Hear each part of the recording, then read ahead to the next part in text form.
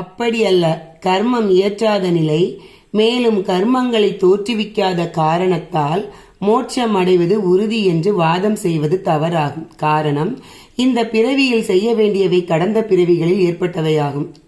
அந்த பிறவிகளில் அனைத்து கர்மங்களும் நிறைவேற்றப்படாமல் இருக்க வாய்ப்புண்டு. ஒரு மனிதன் தன் பிறவியில் செய்யும் கர்மங்கள் பல பிறவிகள் பலனளிப்பதாகவே உள்ளன.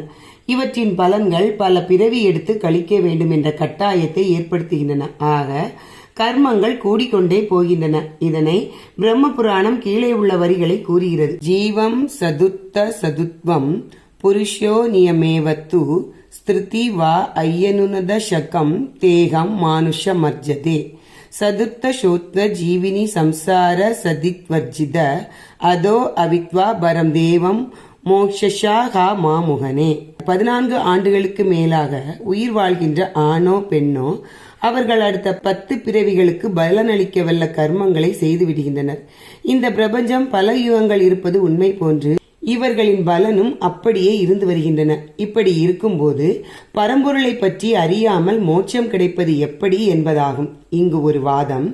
இந்த உலகம் திடீரென தோன்றியது, அதற்கு முன்பாக உள்ள கர்மங்கள் ஏதும் இல்லை என்று வாதம் செய்யலாம். அப்படியெனில் பிறப்பு என்பதையே ஏற்க இயலாது. காரணம், பிறப்பு என்பது எஞ்சிய கர்மங்களை ஏற்றவே ஆகும். ஆக ஒருவனுக்கு கர்மத்தின் பலன்கள் சேரக்கூடாது என்று விரும்பினால் பலனில் பற்றுகள் இல்லாத கர்மம் இயற்ற வேண்டும். இதனை ஸ்ரீமத் பகவத்கீதை அனிஷ்டம மிஷ்டம் என்ற ஸ்லோகம் விளக்குகிறது. மனுஸ்மிருதியில் பற்றற்ற கர்மங்கள் மோட்சம் அளிக்க வல்லவே என்று கூறப்பட்டது.